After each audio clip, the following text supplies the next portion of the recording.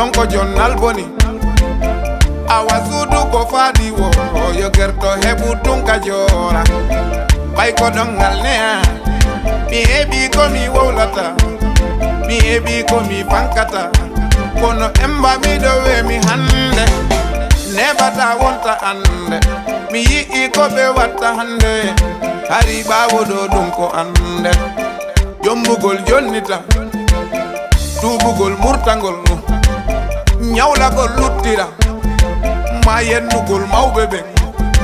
ma hirsugol modi mum ma lancugol juudi di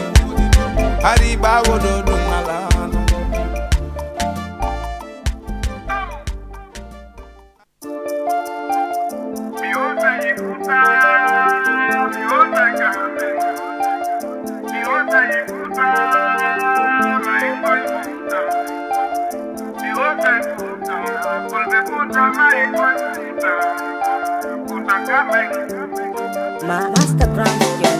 Wimini wamini donko jonnal boni awa sudu ko fadi wo yo gerto hebu tunka jora bay ko dongal ne mi hebi ko mi wolata mi hebi ko mi pankata kono emba mi do we mi hande nebata wonta ande mi yi ko be watta hande hari bawo do dum ko ande jombugol jonnita tubugol murtangol nyawlagol luttira ma yennugol mawbebe ma hirsugol modi mum ma lancugol juudi di hari bawo do dum ala. Assalamu alaikum musidɓe wonɓe darde Diama TV Dj Bouba émission la Guinée ke mi salmini on goto kala inde mum nden e yettore mum nden mi salmina ɗo nedira men ɓen babiraɓe men ɓen kotora men ɓen e jajiraɓe men ɓen mi salmina miñiraɓe men rewɓe miñiraɓe men worɓe nawnuɓe Allah jeytinamɓe jaam moƴƴere sokaɓe Allah yaltimɓere ɓe wattal ko sokuɓe kon marɓe ko golle ɓen ɓe respecta patron ji ɗi mbuɗɗi ɓeyde ɓe alaka golle ɓe yo Allah korɓe golle hara kam mbuɗi heɓoto hande kadi en hewtiɗo e Diama TV wakkam cité ensemble enen e DJ Bouba ka émission la Guinée ke kono mi worde no mo be mi yehi haka damol mum minni konkonko mi landi ke siɗo nge jang e Allah tawhara on foppuiɗo on jang hande kadi en hewti e nder émission la Guinée ke Guinée en on fop wona o ma o donc ɗon andi affaire ji ɗi wona ko sansata e nder émission la Guinée ke enen e DJ Bouba mo kala ka wontiri e miijo mum e faale mum e ko wonduɗa haray lan salmimma émission gon ko enen fof kafimo wona min tun ko onon e min ko onon waɗi silan jooɗi ɗo sa yi on jooɗoto huɓɓi noon télé mon on jooɗɗon acci toon ko waɗani ɗon fof ndaɗon télé on e ko tawde hiɗon yiɗi DJ Bouba e émission makko mo watta on donc ala ko mi watta sina ndarugo sen heɓe clip goto mi arta noon e men si Allah jaɓi fuɗɗoɗen hirde men nden en tout cas miɗo weltani on hiɗo welalan merci beaucoup e Maynka Rési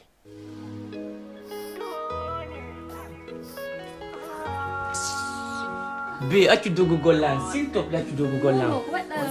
Non, arrête, s'il te plaît, arrête. T'es sérieux, falla on me dit qu'il te marie. tigi woniri musidɓe wonɓe darde Diama TV mi salmini on goto kala inde mum dange to nden no mi worreno noon hande noon ko wonɗe ge yaade ko fi probléme voyage o ɓen e voyage dete ɓen ko ɗo wonɗe ge yaade ɗum ko honɗum ko hakkude ɓe iwoɓe Fouta Diallo ara Dakar ɓay ko ɗo wonɗe wolde fimum e majeure partie aroɓen no wodi takamɓe iwoɓe kamen ara no wodi erreur on gotum ko ɓe woni wadde walla erreur mu ɓe woni wadde mananɗa hoorema e sa wattana liila e mum a taway no soñji jommum moƴƴa par ce que piiji goo hiɗa waɗa ɗi tawa no waɗi ɗaɗi noon anɗa sikkude haray ko moƴƴere mais tawa hara a soñji jommum mum hara kanko o hertete haalande konko waɗɗa no soñjimo ɗum noon ko won ɗum no woodi woɓɓe ɓeranɗa hoorema ɓe yahay ɗo kamɓe Guinée hiɓe taaki ɓe andira si ɓe wolnama ɓe jaɓay ɓe yani tun suka walla jiwo on tigi haalnaɓe no faala arde koto mum no ɗo walla bappa mum no ɗo walla yaye mum no ɗo sans autant kamɓe ɓe lando est ce que ange maɓɓe ɗon famodiri ɓenna mayi tawa on ɗon noon ko arrivé pe o ardi a faami hara ko arrivé pe ko tuma o hewtiga so yoɓane joni noon an addorɗomo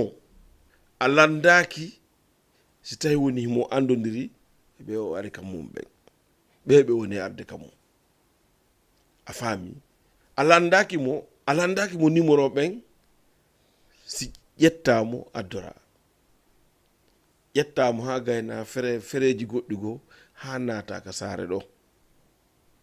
ƴettamo noon yaha lanɗa fi mo ari ka mum on naɓamo enamo joni oɗo o arno yomi addormo ɓayno mi andi ko ɓiɗɗo ma walla ko ɓiɗɗo koto ma a faami walla ko nena goto ma te enen ɗo ɗen andirɗen weldi ko ɗum waɗi mi ƴettumo mi addorimo haray paasi makko ɗin e ko ñaami ka laaw ko e probléme kaydiji fof ko temps e musidɓe ange makko ɗon weldi c'est vrai ko gonga ma a addorimo ko gonga ma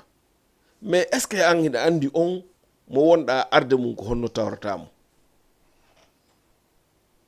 on mo wonɗa addande on koɗoɗa andi ko honno tawratamo anda hono tawratamo par ce que neɗɗo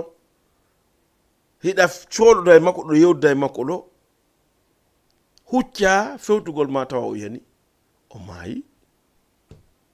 no wawi wonde walla o yani o nawni no wawi wonde walla o nangama par ce que no nangue ɗon kadi hara ɗon juuɗodi ɗum fof no wonde tagaɗo hiɗa wawi wonde monon kadi fijo jalon ɗon taw hay fuu so jogaki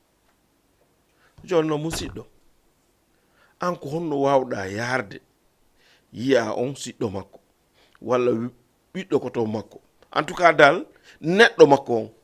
on ara wolnama welɗi fi an hiɗa welduno e siɗɗo makko on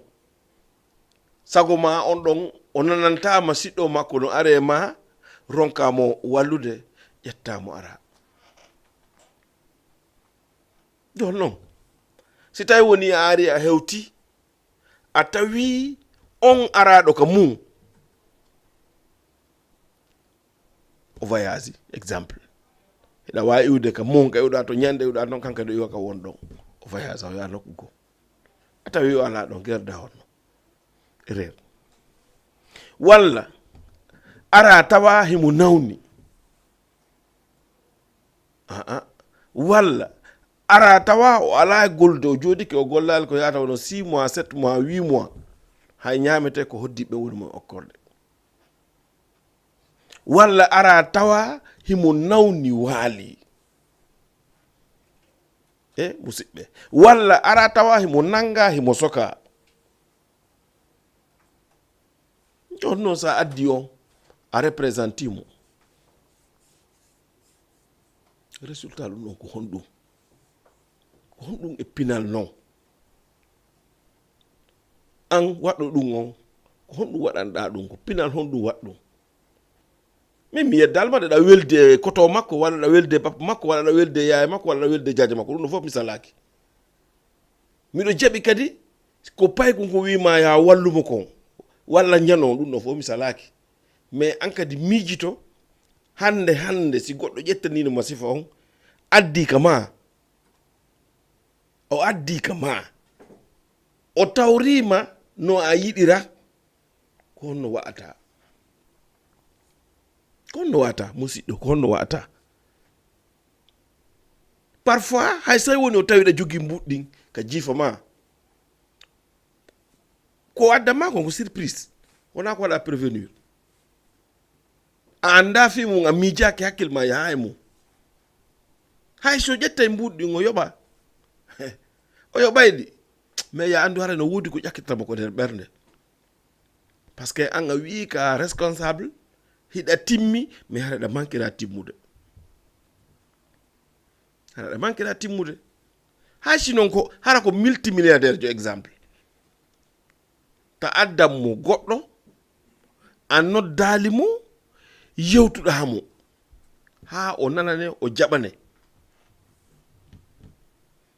ɗum hina ɓeygu goɗɗo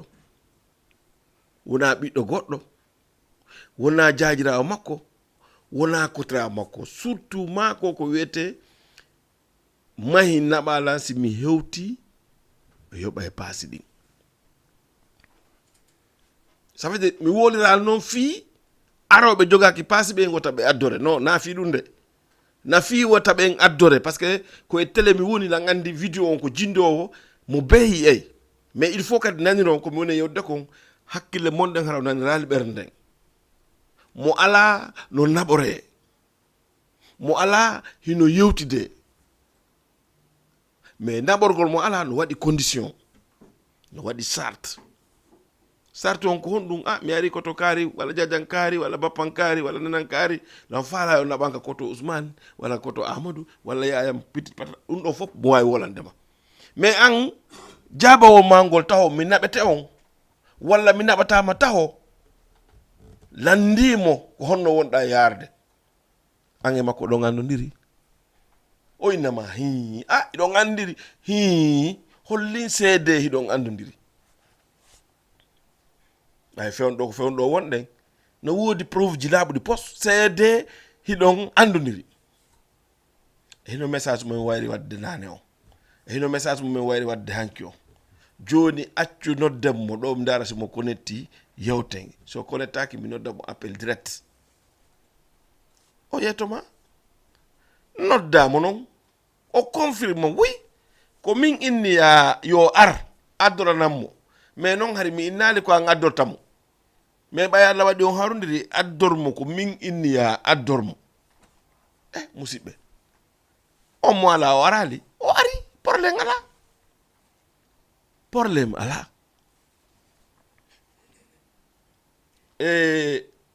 nena goto an giɗo an weltiji am momi bokki dina kan miijiti tuma goɗɗo dawi bimbi yahi golle ha jippi ari addorala he mbuɗu hara ko yoɓeteɗo par mois lewru ma yaade lewru no muuti ko yoɓano lannino acca ha heede 21 heures walla 3 heures du matin walla 6 heures du matin nodda on kaarijo ene na safano marsude hi mi ari kono mi adduranima kaarijo arab mo ɗo on no addoriɗamo o wi ko mi addor mo si mi ari ga yoɓay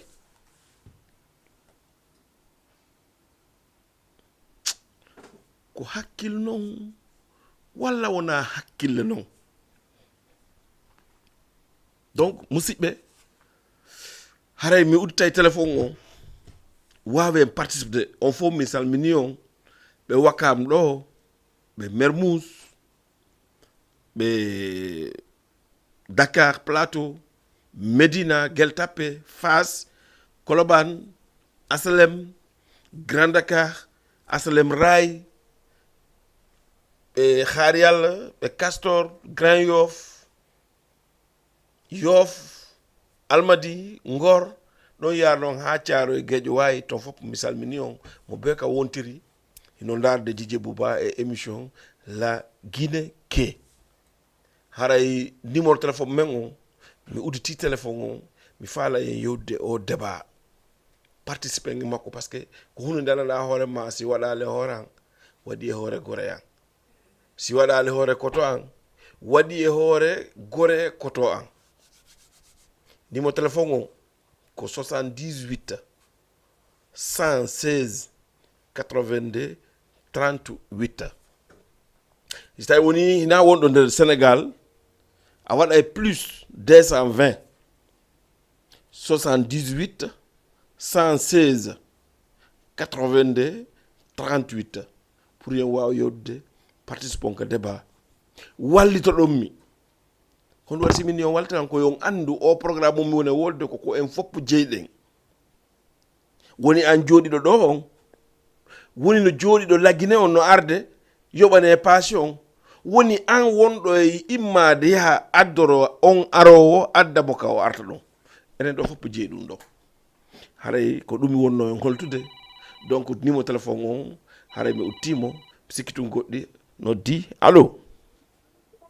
on jarama nala toon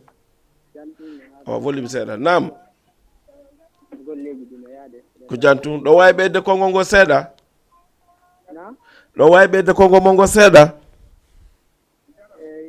bisimilla alhamdulillah onon kadi ɗon e jaam na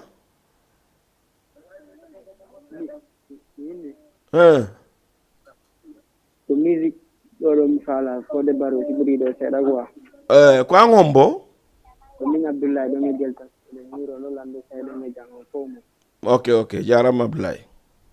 na fa ɗon ko musique fode baro aɗa yejjitalde musique fode baro ne ok ara ɗo yaltana ko aɗa siwiden ɗon mi jel sappo ok souvent ɗo mi siwa seeno d'accord ok ara ɗo yaltana ko tan ok mi weltani ko on nani merci beaucoup fo no hirana merci beaucoup jarama kala neɗɗo no ok voilà ko noon tigi woniri en salminimo kanko modi Abdoulaye ka wontiri fof kanko e weldi e makko ɓen donc hara ɗen wade yaade ka rési daare sen heɓay toon clip kankadi mo landi clip fode baro e arten e numéro téléphone o nomi hara noon e fi débat mo wonɗen o ka 78 116 82 38 wawen yewde e fi programme ji ko wonɗen ko acca may allo oui on jarama na laata ko jantum inde ndege kanoto toon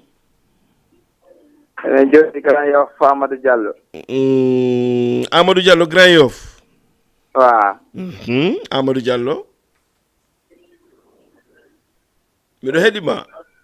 allo oui way miɗo heeɗima Amadou Diallo ko dédicace falanɗa walla kaka débat falɗa participe de ay Amadou Diallo eyyi minni ko dédicace falɗa walla ko a faala wolde ka débat d'accord oɗo wala la nande moƴƴa en salminimo kanko e wonto fof kanko weltamo kon fof donc noon tigi woni en salminiɗo kadi o ko Massaliou Diallo kanko ɗo salminima o wilanɗo bonsoir Dramé ok iɗon e jaam o fopp mi sikki tungoɗo kadi noddi mankata ko ɗo woni Diama TV allo oui on jarama koy ko hombo e ko honto noddo toon ko Mamadou Alpha Diallo Bentali Mamadou Alpha Diallo Bentali way guiɗo Djidje Boubacar min navigateur goɗo mbawa tegana men ɗo hombo ni navigateur mi yako bon noon navigateur navigateur hokkimo hombo yombo mi mbawa tegana men ɗo joni hombo hokkuɗamo ɗon guiɗoɓe amen ɓuuri guiɗoɓe ma hombo jiiɗo ay voilà ko noon tigi woniri hiɗen ka Diama TV enen Djidje Bouba émission la Guinée ke ɗo e Wakam Cité Ensemble ko noon tigi woni ta hiɗon andi waɗe dédicace ji woni ɗin kono noon kono dédicace ɗi waɗira noon kadi ko noon kadi so jiiɗin teggirte harana en toñidir e goɗɗo kadi noddi daren so ƴettami ko ɗo Diama TV allo on jarama on jarama na latam alhamdulillah ko hombo ko minen Abdourahmane Ba depuis Ngor waaw oui Abdourahmane miɗen darde ɗo émission mo weli men merci beaucoup ko dédicace noon falɗon clip walla weltoto tun ko fof joni ko clip o mbo falɗon awa miɗen falla clip Alpha Oumar waaw ok y a pas de problème inchallah on heɓa mo hokkimo hombo yombo mi hokkimo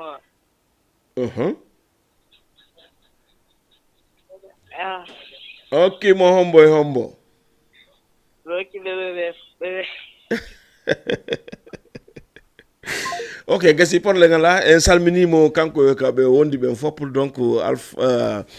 Abdourahmane Ba depuis Ngor kankadi o salminama o weltiki ko clip o faala o hokkimo welti makko ɓe fof voilà ko ɗo Diama TV ɗo e Cité Ensemble enen e Djidje Bouba émission la Guinée ke sikki tungoɗo kadi noddi allo may allo on jarama nala toon o jantum ko hombo ko Alpha Oumar kadi depuis Bentali Alpha Oumar Bentali no way ɓe daari ko watton ko no foti no loba merci beaucoup ko fimo are men tori en do music bintalali show goto bintalali show hombo e majji hombo e majji garno la non fotudo do problème on bintalali ala musique met dogoy ko don woni hala kan gasi wi mi ala problème warana on fotudo hawke mo hombo yombo no kimo goddo on nena jara biro hombo kadi are lutube ben e siɓɓe amen wawtuɓe wa noon kadi ka d'accord probléme nganndaa ko gootu nani alay gay ko artiste jo wonɗa yoddude mo artiste jo honno wiyete alay ko artiste jo depuis dental diño black wat honno sirno woni inete sirno ma on ko honno aɗa ɓenna big boy waaw a waago an non min ko tutu na wan watta e ɓawma wimi Big boy. Allo? Big boy. Allo? Salam alaikum. Imo dade tele on mo jentade dum on. Allo? Okay, mi sikki tungo yayi big boy Anton ko 1 min non do ko 2 a fami ka wala big boy asalminama wala may jetten kadi clip goto darde tay go arali ka numéro téléphone do ko do e Diama TV site ensemble Wakam Dj Bouba émission la Guinée ke acha may allo oui on jarama goy awa nala ton alhamdulillah ko honto no ton e honno wete don ko Mouhamadou Bassirou Bari leluma baba goto angon noy Bassirou Bari ay dahira salmina golle ma den no laba wallahi mi weltani ke babuy Bassir awa aray wano débat mo jippinda do nam wallahi débat on ko jippinda do kon jama on no weltori quoi merci beaucoup mais jama on non ko do wattande ila kon jama on ko do wattande ila kon nam mena hedima allo ninne woy Bassir woy jama on haray no do wattande ila débat mo jippinda do on woy fota non parce que ko wonde important mo wonda e wolde don way wano exemple jettugol be ko goddo italagene do adda mo tawra ma do anda programme ji tawratama haray ni don no dumani seeda no satti de aray Guinée on fo no hiwra salmina ok Bassir en accale goto ok Bassir ko clip ombo men okayma min haray wayla ngoppude non junior bari awki mom sabu yette bari be fo kadi wattu ton yette sojo goto ka ala problème mi waɗay sabuma ok waddu yette sojo goto ala problème voilà ko non tigi wondiri e salmini Bassirou Bari kanko ko tabo ko fop leluma hara yaade voilà mi halni on ko do tun do e émission la Guinée ke Diama TV site ensemble Wakam enen e Dj Bouba hara mi salmini on goto kala inde mun de ngetro mun ta on yejjutu kadi si Allah jabi à partir de semaine prochaine hono mi fala wiide à partir de ala mercredi aro do inchallah ko jetten taw téléphone mi artay mum allo Salam alaikum. Wa alaikum salam. On jarama ko honno inde nde ka noddo ton nana to ko alfa dara me fala alfa jo daga onon hombe ko mena $11 depuis Bentali $11 ben Nathalie ok alfa jo dara hombo ok alfa dara nena ma jara oui e hombo kadi bindalali to me fala nana to ko alfa dara me fala mo ki ma fans club ang popla d'accord ado itale no do tutale on taw wala pousa ta côté on seda oui pousa ta côté on retour ma on pousa ta côté on voilà oui mi non msikina so yetala ka $11 no na dum mi na so yetala ka ko ba me yetta ba voilà jonon ƴetti clip hombo falda a wi alfa jo dara a wi binta lali alfa jo dara binta lali zaga boy ye trois clip ne non anko yetta so benne o mako porle ngala sala jabi nani sala jabi merci beaucoup jarama ko no wadde ko no feti de ko no wadde ko no feti no accu wata fetu si feti gagne ka mi weltani o sengolo. Ok, min tigi ɓuri o weltanade ka wonɗon ɗon hiɗon jooɗi ɗon ndaade télé yeehi ha ɗum ɗo yonali on ta kadi ko soodu crédit no dollan billahi ko min ɓuri weltade few. Sala jeewi. Merci beaucoup nani. Wala wadde wonno on Zaga Boy on taw. Non mi waɗanay on Zaga Boy Salla Diaby nani. Eyi on to noon min habbi. Ok habbela. Kombo waɗu ma ɗum kombo e fala quoi. No kombo waɗi en ɗum kan ko Zaga Boy waɗi en ɗum kan. Voilà. Ok, merci beaucoup. Ok, merci ko noon tigi woniri en salminimo ka wonto fof kanko ko weltamo ko ɗo mi halani on Diama TV site ensemble wakamo hombo émission la Guinée ke enen Dj Bouba non yarata donc moyen ka rési o kembe clip goto kadi arta allo on jarama awa inen e kanodo ton ko Alpha Omar depuis Fass Busura Alpha Omar Fass no way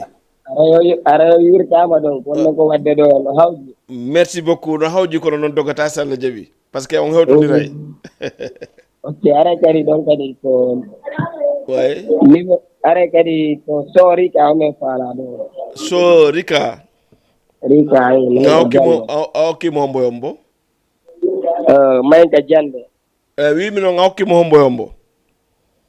mi famani son Rika on a hokkimo hombo e hombo ko Busura mi hokkimo Busura depuis Fass e hombo kadi e Bobdi Dieng ɓe nomi hokki on son ɗon mono jooɗiɗo. Ok mi salminiɓe fof nani awa mi halani on kadi min di kadi ko teddungal mon fi anniversaire émission men on la Guinée ke le 22 octobre ñaani nani awa inchallah ko teddungal mon on fof ñannen kadi ara ko yiite gasa e Salla Diaby. Ok voilà ko noon tigi woniri en salminimo kankadi depuis Fass e kanko ɓe wondi ɓe fof wona o ma immuɗen ɗo yaren kadi wono Ngor Almadi salminen ɗon wono Kuyate e sonna makko e fayɓe fof salmine wono Aliou Bari e Mariama sonna makko e iwen ɗon salmine Diadiadama Sira Silla yeeyoɓe acceke ɗo e Ngor e goɗɗo kadi noddi allo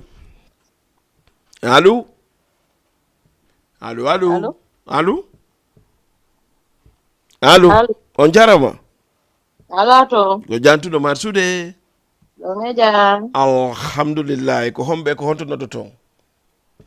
e Jiwo Diallo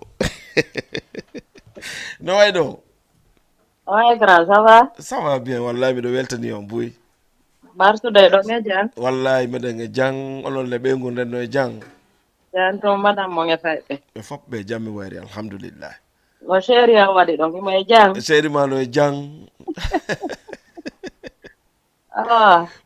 Dio Diallo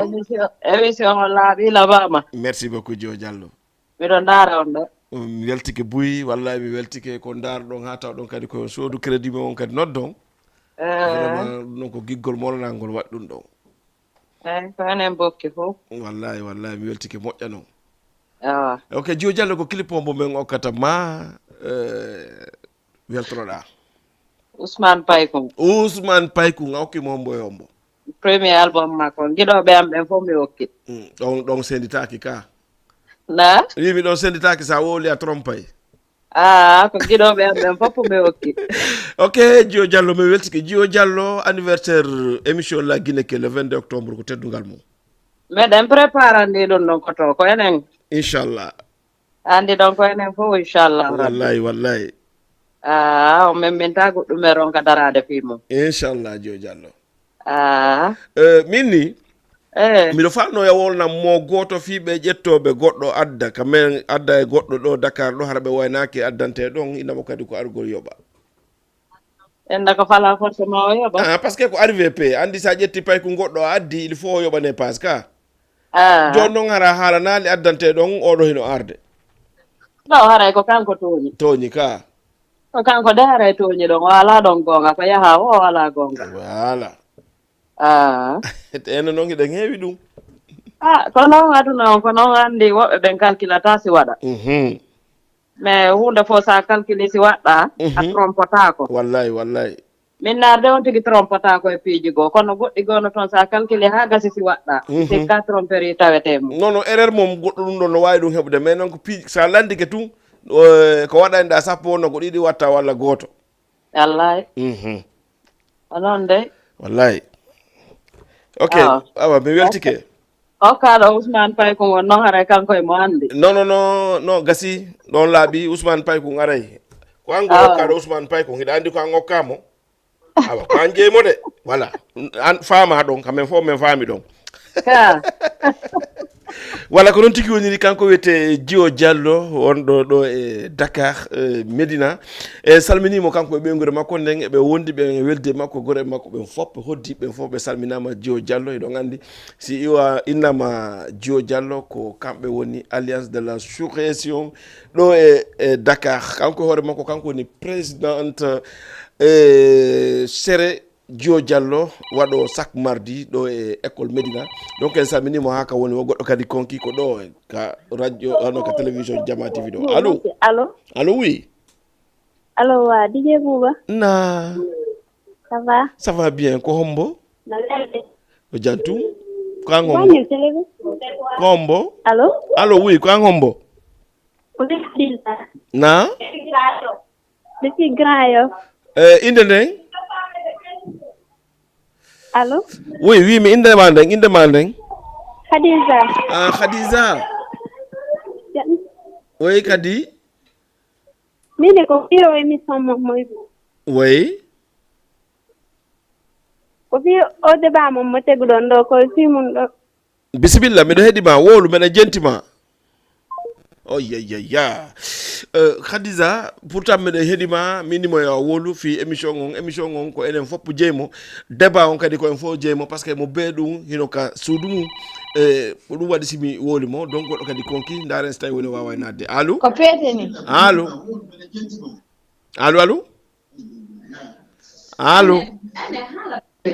allo ay ɓe noddude ɓe yewduto donc musidɓe wonɓe nodde mi yiɗa noddola ronkolan heɓude ko ɗum waɗi si tawi woni min nayi on allo ha mi ronka mais ko ɓurantan mi si ɗon nodde si tawi ɗon jolude woɓɓe ka télévision onon poussé télé on noddollan yewten taw si yitlo ɗon ka télé mais wawata heɗade télé on wawa heɗade téléphone on walla ɗuy toon télévision ha lanna si wawolan nodde doɗɗono kadi noddi allo oui nam DJ Bouba nam nala to no martude seeɗa ko homɓe ko hontonoɗo toon o ko l'homme de Cana big boy billah wallahi ka fala ɗo hesbo rap ay ko woni ɗon ko e jaka mamadi ko gayiri ndu leeɓi ñaani non hesbo rap wata yimude wayi hesbo rap wata yimude wayi hesbo rap no yimude ɗo min ko fan de hesbo rap de kanko toon adlandanagol ne ok awa gasi ko hombo kuɗa hesbo rap koy no ko e jaka mamadi ko gayiri ndi leeɓi ñaari ko hombo lamu to meɗon harawindi ñaali ko hombo kuɗa noon clip on wokkimo ɗon Wis Boy oui Big Boy oui Mr Boy Amso Dollar Taiga Money oui kañum ay M Diallo baby oui billah wallahi mi sikki ɗon andi fi anniversaire men gon ka anniversaire men kono 22 ka le 21 octobre ñaani billah wallahi ñaari club lañu wa DJ Bouba ñaari club lañu wa wallahi e Mariama Diallo e Mamadou Wuri ok ko non to Allah nanagol to noni DJ Bouba non inchallah jooɗe tun ayin toon salla jaɓi o hen to mo nani joni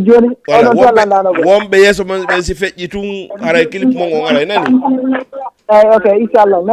merci beaucoup ko noon tigi woniri en salminimo kankadi ka won toon kanko ko weltamo ko mi haalani on ko ɗo e Diama TV hombo DJ Bouba émission la Guinée ke sansata mankata ɗo e mercredi à partir de 21h30 ha e 22h30 ka no weeli ha ko aka falɗa ko donc mayi ka resi ndaren kadi si tawi clip goɗɗo go aray par ce que dédication no heewi acca mayi ay goɗɗo kadi noddi allo oui on jarama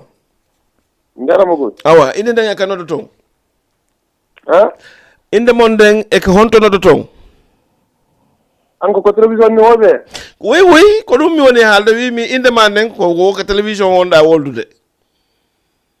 allo oui allo wi mi inde ma nen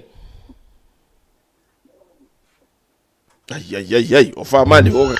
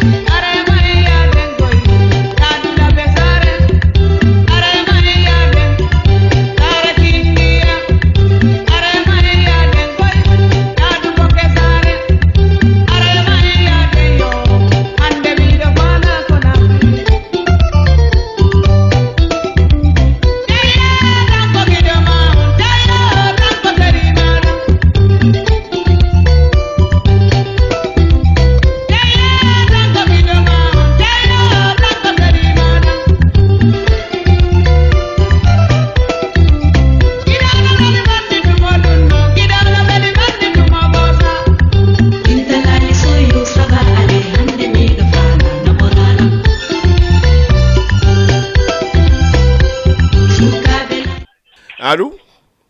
Oui, alors on jaram. On jaram go inde dange kanodo to. Mamad Lamarana Diallo joybe zental. Mamad Lamarana Diallo. No way ko nu fewndi. Yettude ala on le ton tanala ton. Yettude alla buy yido nge jam. Gandum kanan alhamdulillah. O yari ata ya on dalila wala o yari alta lewel. Na? O yari ata ya on dalila nka. No yara ata ya mais na wande mo joni. D'accord. Ko hon ene non kontore wata ka kasu wala ka auto. Na? A on to ata ya on rewata. Ka telephone wala ka auto wal. No eno ka auto wal na ko mo ta yawde. D'accord, ala problème. Tanala ta tuna émission ma sala na mo na ba mo jara. Merci beaucoup. Mi weltani ko nani. On ka weltani ko mo jara. Merci beaucoup. Jarama. Okay. Voilà, konon tigi woniri e Mamadou Lamarana salminama anke de ko welama ko ndeñande do arla fokkiti yawgol ngor misalmini don mano Cerno labandi an kanko e sonna makko ay sato e fay makko ben fop mi salminimo mi salmina do kadi yero lengwel kanko e sonna makko be do binta e nyoge kanyuma e adama biddo makko e fay ben fo kagal to mi salmini mi salmina do jadade masira silla kanyuma e biddo makko jaray yette goddo kadi o ari allo. Allô, ça va? Ça va bien, oui. Jam. Alhamdulillah, kombo. Man la Boubacar Dramé Casamance. Boubacar Dramé.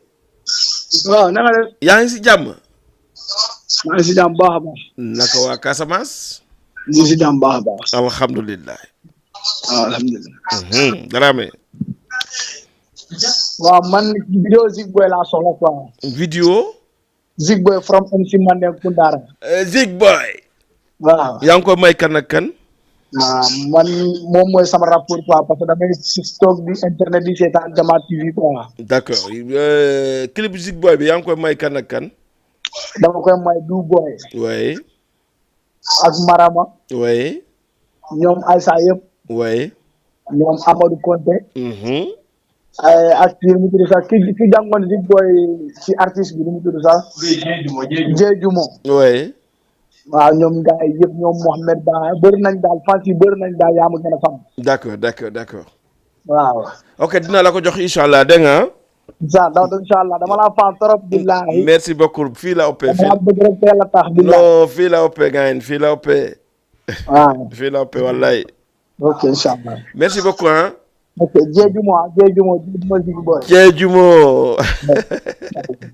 voilà sansta ko non tigi do mi wori do do e Diama TV enen hombo Djidje Bouba émission la Guinée ke mercredi 21h30 à 22h30 mi rewa do mi salmina wono Binta Diallo Dalanda Ba kanyuma e Saybatu Bari e Kadijatou Djeynabou Mamadou Mokhtar e mi salmini on way goddo kan noddi allo. Allô, oui, Djidje Bouba. Na. Ça va? Ça va bien, Kombo? Oui, Khadija.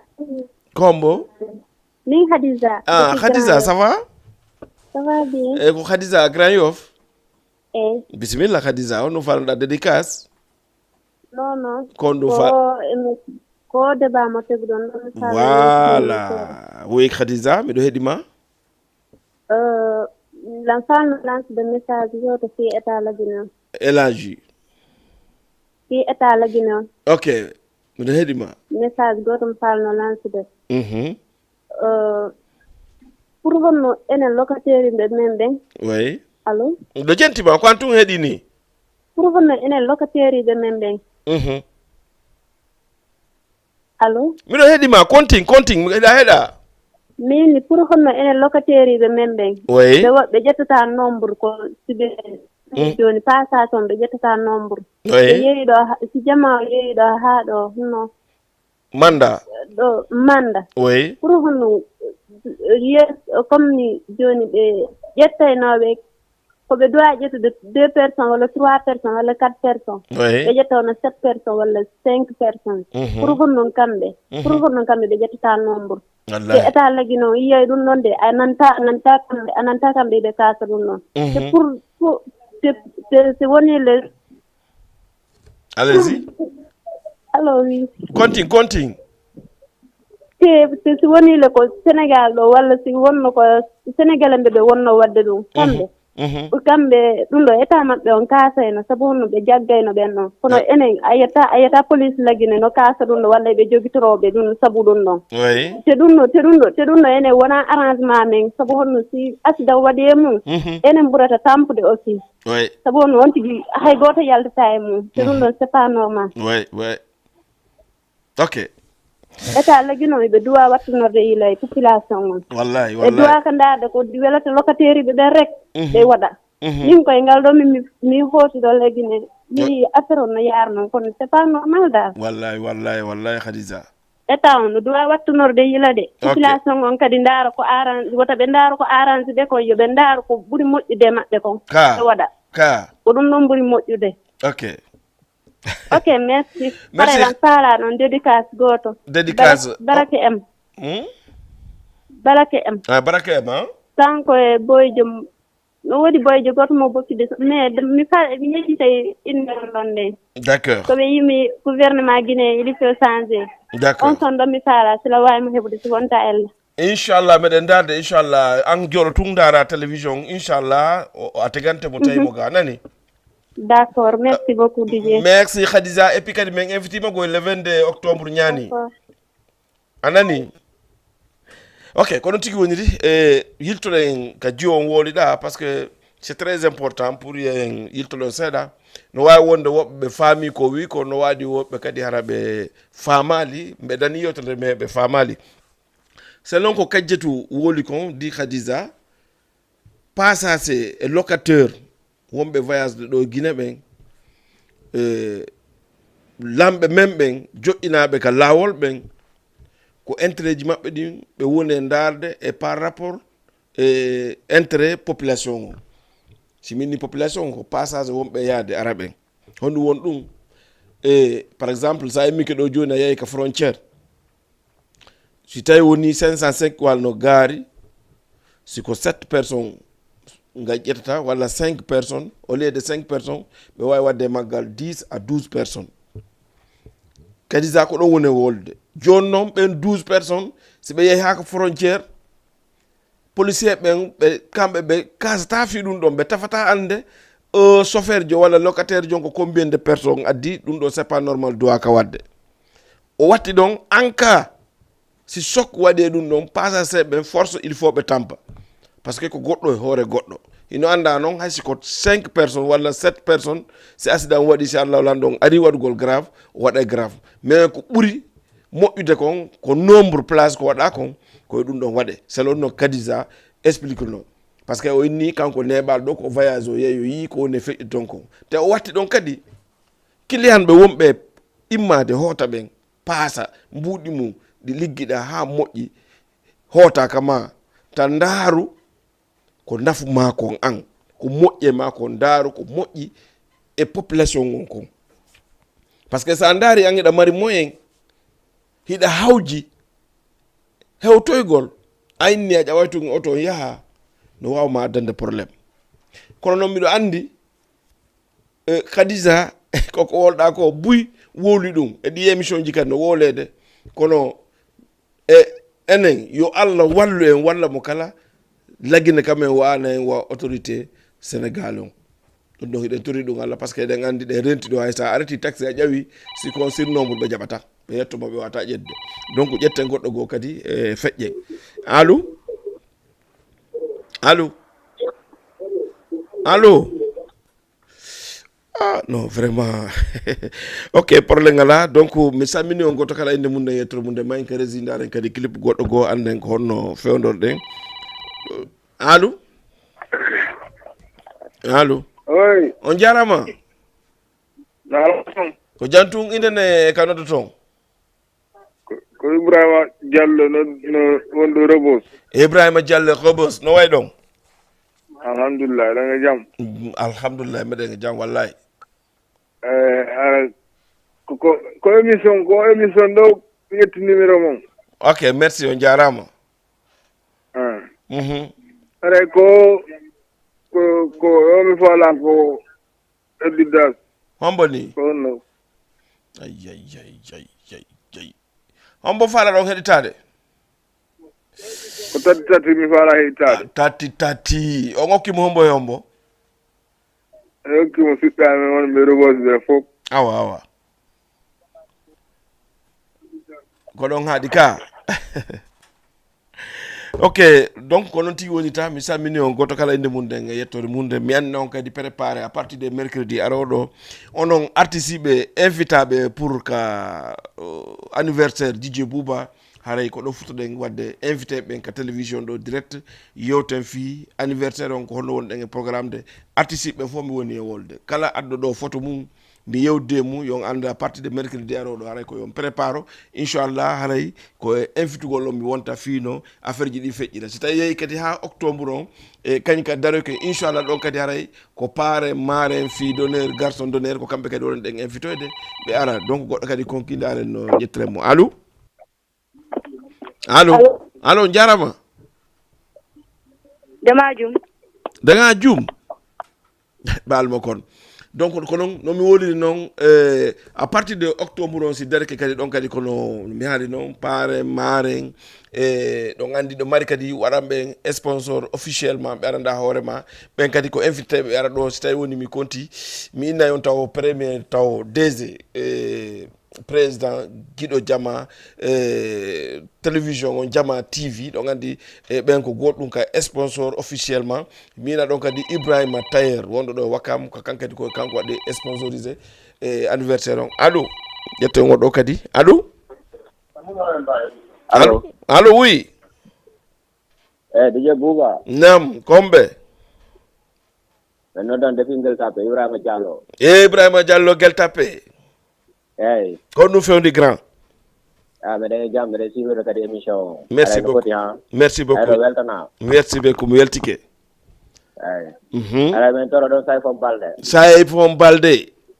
eyyi on hokkimo hombo e hombo mi hokkimo wuuri labboya e hombo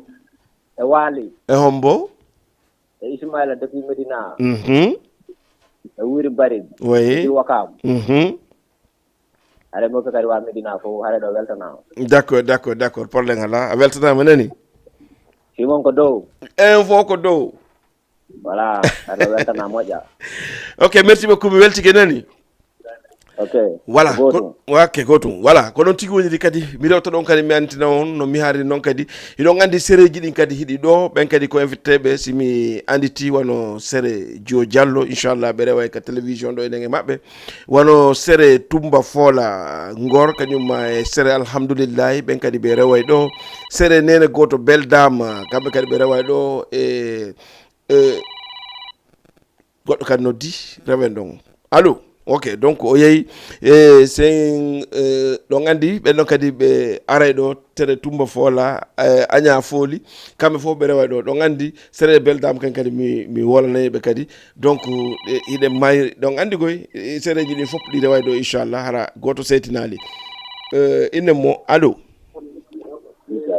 allo allo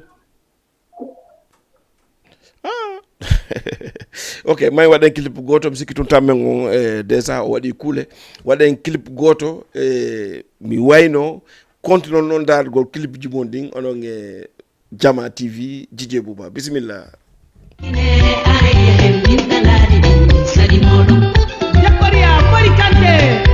de la guitare manager Massi Diallo.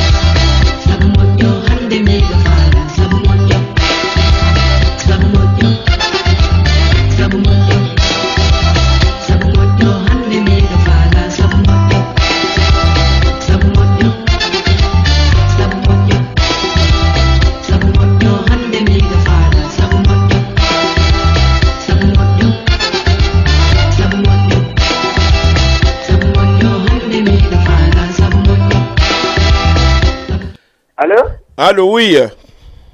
assalamu alaikum narato o jantungi ɗon e jamma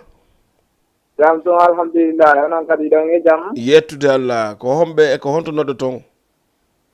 ko min Amadou Diallo jooɗi ɗo depuis Grand Yoff Amadou Diallo Grand Yoff no wayi ça va no marsude seeɗa alhamdulillah nani no muñña no ɓutti jam ton alhamdulillah bisimilla Amadou Diallo mine heeɗima ko Habibou fata ko fulɓe no laaɓa o mi faala mi hokkimo bébé yan natu a grand Mamadou momi wondi ko place aslem pardoa oui bébé makko kanko kadi bébé makko natu oui ala ɓeɗo mi ofti e Mbappé ok ala jarama mi weltike nani eyyi affaire débat mo debbo on wolnani on kadi ɓurton mo conseil de on débat ɗon ɓurton conseil de ɓeɗo président ɓe men ɓe lagine district ko men on lagine ɓurtoɓe conseil de inchallah e waɗay mo spécial hande o poosi mo mais en waɗay mo spécial nde ñandere ko on ɗon débat tout watte nani eyyi c'est que état men on gonko debbo ko woli kon état men on no manqui quoi c'est que état men on c'est que ɓe ɗumanaki hen quoi c'est que debbo ko woli kon ko gonga quoi ɓe continue hen quoi état o wo locataire o fo e chauffeur ɓen ka ko 3 personnes enen ko état men on mari ko wolade sa yi locataire no waɗa walla chauffeur no waɗa ko état men on woni wadde ka eyyi problème ala salla jaɓi bo son wattande ila mo moƴƴa inchallah e waɗa émission mum inchallah ara ko spécial nani jarama weltanama moƴƴa wona seeɗa voilà ko ɗon tigui woniri musidɓe wonɓe darde Diama TV émission la Guinée enen e Dj Bouba hara kadi ko ɗo mi rewata mi salmina Maƴina Hulali iɗon andi kamɓe kadi koɓe invité ɓe ka anniversaire men ɓe rewa ka nder télévision ɗo inchallah e salminen ɗo kadi femme sénégalaise d'origine guinéen e kamɓe kadi koɓe invité ɓe ɗo e fiɓantal family kamɓe kadi eɓe salminama goɗɗo kadi konki e ndaren segento mo allo wa on jarama awa nala to ɓe gaddi hisbora to nde hisbora pon to ɓe gabbi minnuma jooɗo heɗɗa joni o ara nani kono ɗum ari mi ɗanode o ɗo ari mi walo to ɗum woni wawi ke ko suutan eɗa o ɗum addi taɗɗano joni o ara sallah jaaɓi nani eyyi oɗon tummi addi eyyi merci beaucoup eyyi a tegalna noon bagaɗa wonso men fala inchallah on hen to fo nani kono ɗum ari mi ɗanode ok voilà ko noon tigi woniri no mi woli noon kadi fi ɓantal famille kamɓe kadi inchallah ɓe aray ɗo kala mo andanɗon hoore mum ino ɗo séréji ɗi fof ɗen salminiɓe hinna o ma o kabe kadi min yaha mi waɗa konkonkol ka damal min jonna ɓe lettre ji maɓɓe ɗin pour ɓe andu woyi koɓe invité c'est vrai ɓe ara ɓe noto ɗo wadde maɓɓe kadi débat goɗɗo kadi konki dare no ƴettire mo allo allo allo allo allo voilà mi sikki tun haray oɗo haray o wayntike bon musidɓe mi sikki tun tammen on koko lanni peut-être ɗo ɓe okkan yeru ko feƴƴi ɗo ko e tammen on mo annaɗo rewa ko ne marɗen en okkama ɗo 20 minutes goɗɗo kadi konki accu ƴetta o ɗo mi wayno dernier auditeur allo allo allo allo on jarama awa ko homɓe ko na woni wonde wadde émission ko menen wonde wadde émission onon ko homɓe ko fas ɗon mi wonnoddirde na ko fas mi wonnoddirde fas inde nden ko Ibrahima Ba fas bisimilla Ibrahima aray ko som bintalali mum faala som bintalali on hokkimo mboyombo mi hokkimo bébé amen Mariama oui a Thiaroy ay lan samina kadi boyan wuri kadi à 27 d'accord ok awa o weltanama nani en salminiɓe Fass en salminiɓe Médinaɓe fof nawma musidɓe e haray émission la Guinée ke hande mercredi on 14 septembre 2022 ko ɗo wonɗen hadde non seulement ko min wayni on mi iwi ka studio mais jooɗe continue on daron clip ji moɗon giɗi arde ɗi waɗa en ordre no noddi ɗon toroɗo ɗon clip ji ɗon kadi ko noon ɗi teguirde si tawi woni en mayali woto ngimo ka écran de continue dargol écran mon on yo soñji mon ɗi torɗon ɗin on faami ka hino yaade donc mi jonna on rendez-vous inchallah et samedi à partir de 13h30 14h30 ha e 15h30 haro yejjitali samedi aro ko 14h30 à 15h30 émission ngombo emba mi nisi on andi hande ko la Guinée ke samedi ko emba mi nisi à partir de 14h30 ha e 15h30 maintenant bisous bye ha e samedi inchallah merci beaucoup.